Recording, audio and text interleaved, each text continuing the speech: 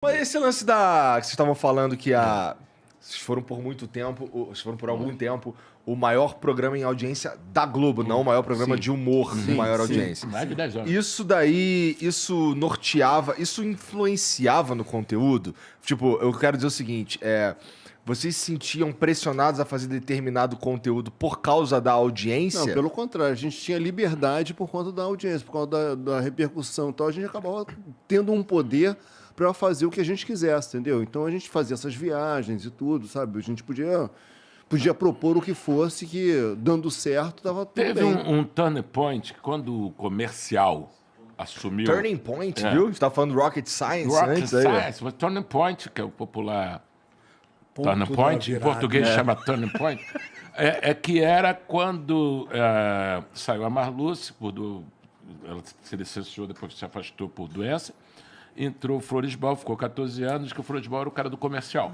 Quando chega o comercial a cabeça de tudo, virou o chefe de tudo, chega o advento também da pesquisa de audiência, que era tudo assim. O povo brasileiro não sei o quê, o povo brasileiro não quer. Eu me lembro que uma vez eu cheguei lá e falei assim, que era um negócio que a gente estava pegando muito pesado, não sei o quê. Eu falei assim, vocês fizeram uma pesquisa dessa, qualificada, gastaram isso tudo, para chegar à conclusão que o povo brasileiro que mora no Brasil, que não está aqui, não gosta de sacanagem. É isso. Não sei, ninguém gosta. Todo mundo fica, porque a gente fala, estava muito pesado. Então, teve várias coisas que foram faladas em nome do povo brasileiro, da pesquisa, que acabaram meio mudando um pouco esta liberdade, e também porque quando a gente ficou tanto tempo no ar, eu acho que internamente também tinha muita gente afim do nosso lugar. É, interessante. E aí começa também, obviamente, uma demanda interna, porque a Globo tinha, na época, como política, de contratar todo mundo para os outros não terem quem contratar, a quantidade de gente contratada que não tinha o que fazer era imensa.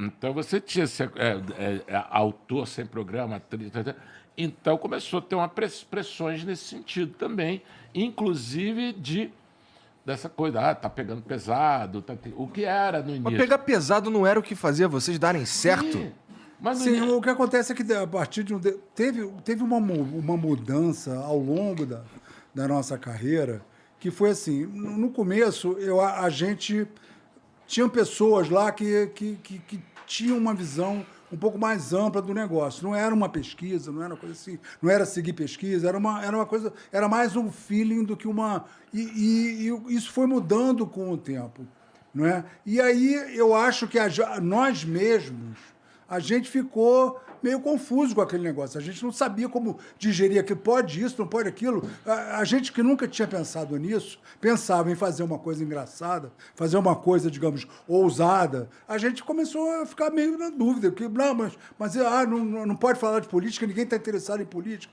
Mas aí, o que aconteceu? Apareceu um monte de gente fazendo com isso nos outros programas. CQC, Pânico, entendeu?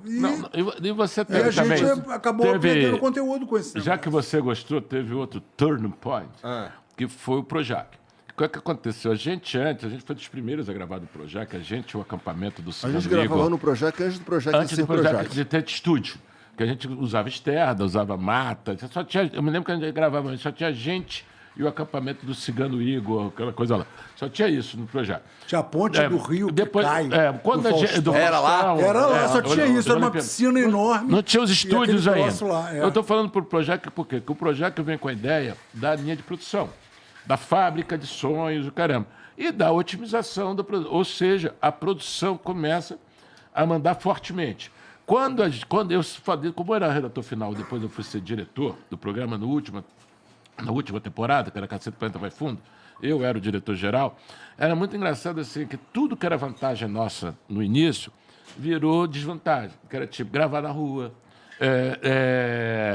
ter viagem, porque tudo assim, eu me lembro uma vez que a gente falou, a gente quer gravar, não sei o que, aí estava assim, aí o cara falou assim, mas a gente tem um Leblon aqui. Eu falei assim, então a gente não precisa ir mais lugar nenhum, porque a gente for no final do Campeonato Brasileiro, vocês podem fazer aqui também. Entendeu? Eu me lembro, então começou a ter alguns incômodos. Por exemplo, você entrevistar um povo brasileiro. Aí o cara estava com um boné com marca. Aí tinha que apagar a marca. Entendi. Aí, assim, uma vez que eu era diretor, a gente foi gravar no Calçadão de Madureira. Aí tinha um ônibus. Eu falei assim, por que tem um ônibus? Eram 2 repórteres. Não, com figurino. Eu falei, mas por que tem figurino? Eu era o Os diretor-geral. caras gourmetizaram o bagulho Não, até é. acabar com a parada. Não, Foi mais ou porque menos não isso? É isso também, não é até acabar, porque também tem vários outros fatores. Tem o tempo. A gente ficou 20 anos no ar. Você falar hoje um programa que vai ficar 20 anos no ar, não vai ficar. Não existe mais esse formato. Então teve várias coisas. Teve o tempo, teve coisas nossas.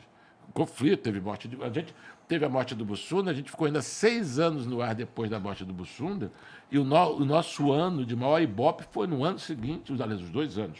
Foi o ano seguinte à morte do Bussunda, 2007 e 2008. Então não é que foi o Bussunda, mas teve vários, tudo teve. 20 anos, É que é idade. muito tempo e as existe pessoas uma- vão misturando as Isso que histórias. ele falou. existe uma um monte de associação. gente que surge. Surgiu uma nova geração Uma nova também. geração, Surgiu uma faz nova parte, geração entendeu? 20 e anos uma depois. geração com até mais livre. Você vê, todo mundo do CQC hoje trabalha tirando um ou outro, todo mundo está aí, o Gentili, Aham. sabe? Enfim. Cara, eu acho que mais ainda, eu acho que o que mudou fundamentalmente, é assim, não, você fala, não, mas tem muita gente que foi para a TV aberta, dane-se, a TV aberta é que não é mais isso, não é essa coisa, não é essa... Porque qual é a questão? É a mudança das ferramentas. Hoje você tem esse aqui, que era inimaginável. A gente, nos anos 80, tudo que ideia que a gente tinha de audiovisual, a gente falava, isso dava vídeo, isso dava vídeo, isso dava vídeo.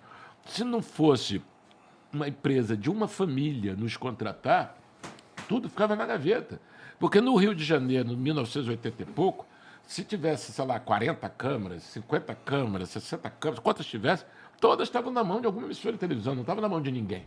Então você não não tinha tinha como. essa ferramenta. Não tinha Hoje como. você chega, quando você filma com 4K, um iPhone 5 tem mais capacidade de memória que o projeto Apollo. E o cara produz, finaliza. Um cara como o Whindersson, se fosse em qualquer outra geração, como Chico Anísio, como o Renato Aragão, tinha que vir para o Rio. O cara fez fortuna, tem avião sem camisa na casa dele no Piauí. E isso só pode ter sido agora. Isso aconteceu no audiovisual e aconteceu no áudio também, porque Antes, as gravadoras? as gravadoras Todas. também, que eram grandes indústrias, grandes poderes que se Acabaram, né? Você tem assim, Entendeu? antigamente a E aí- Madonna trocava de gravadora, ela ganhava de luvas, podia comprar um país na América Latina. E hoje você tem assim, um negócio que quase desapareceu. Óbvio que a TV aberta não desapareceu, Nem vai desaparecer tão também. cedo, até porque num país como o Brasil, Mas a o gente humor ainda da TV aberta o humor da TV aberta hoje em dia se resume à Praça Nossa, que né? tem 70 anos. Entendeu? Que tem 70 Que anos. vem antes, já veio do rádio, né? Não, E tal. eu sou Então, 70 quer dizer, que eu- e você hoje tem uma produção de humor super pulverizada, entendeu? E uma parcela dela você não sabe nem quem é que faz, né? Os memes é uma produção anônima. A gente recebe muito essa coisa assim, não, que eu me lembro que da época, da minha infância, minha juventude, eu assistia toda terça com meu pai, e não sei o que, na quarta-feira, no colégio. Isso é um ritual que acabou. Quando você fala assim, quando as pessoas falam assim, a novela da Odete Roitman deu 90 e caramba de Ibope. Isso não diz sobre a novela, diz sobre a época e o país. Porque só tinha uma coisa para ver, era isso. Hoje, quando você tem essa mudança geral, o humor não vai vir do mesmo lugar, do mesmo jeito, no mesmo ritual, no mesmo horário. Aí eu falei assim, não, que hoje não tem humor. Eu falei, brother, é o seguinte, antigamente era, vai passar na sua telinha. A telinha hoje está na sua mão. A telinha substituiu o cigarro na sala de espera. As pessoas ficam ali. E a quantidade de bobagem que você recebe, de risada que você dá no dia, que você nunca sabe nem de quem é, ou seja, não tem uma crise na produção de humor. Tem outros jeitos de consumir o humor. É só isso. Que tinha essa coisa que as pessoas... Havia esse ritual. As pessoas se reuniam em torno da televisão, na sala, né? Para assistir aquele programa, né? Hoje cada um tá vendo o seu, entendeu? É mais ainda, negão. Você assim, há 10 anos atrás, tu entrava num apartamento de rico. Tinha televisão até na casa do cachorro. Entendeu? Você ia com tudo, no banheiro, todo banheiro tinha televisão. Você quer. Assim, pelo número de televisões que o cara tinha na casa, sabia se ele Você tinha grana. Hoje você entra e não vê uma. Entendeu? Porque Ou ver uma, né? se tiver. Tu vê uma pro cara poder ver streaming. Não, mas geralmente é o cara que tem o telão, na minha casa tem um telão que abaixa, quando o telão sobe, tu não vê. Entendeu? E vê isso, tu vê stream, vê não sei o quê. Aí você viu, volta e meia que eu vou a lugar, assim, mas e a Globo, hein? Como é que eu falei? Sei lá, meu irmão. A gente já saiu um tempão. Eu não concordo muito com esse negócio de que o humor que era na televisão, ele agora está na internet, não. Porque, em primeiro lugar, a maior parte do humor que é feito na internet é involuntário. É coisa que não é humor, é coisas engraçadas, a gente tropeçando, é gatinho, gato cozinhando, coisas assim. Não tem ninguém pensando ativamente. Não é um pensamento de humor que está por trás ali. Cara, eu vou. né? Desculpa, então. O que é isso? A quantidade Não, de canal de tudo, né? stand-up. Tem de tudo. Porta dos mas Fundos tem 10 tem de anos. tudo, Mas Uber. todo. Tem de tudo. Você né? tem a de produção tudo. de stand-up, você tem produção Pô, de todo sketch. mundo tem Você tem aí, todos ó, os caras que são Porta grandes dos hoje, Murilo Fundos. Couto, Maurício, todos esses caras têm produção mas diária. eu estou falando o seguinte, não estou falando que não tem humorista. Eu estou falando que não tem, que não é, que uma parte grande desse humor que vocês estão falando aí não é um humor pensado para Mas tem uma parte grande Não, que mas é. você Tem. tem Quantos canais de YouTube tem de E humor, cara? todas essas produções, elas estão. Elas vêm para você no celular, entendeu? Mas assim, você tem. Assim como você tem produtoras fazendo, né? Você tem Porta dos Fundos. Tem. Tinha o canal Ishi, tem outros canais equivalentes. Eu só vejo Você X-Vídeos, também então. tem.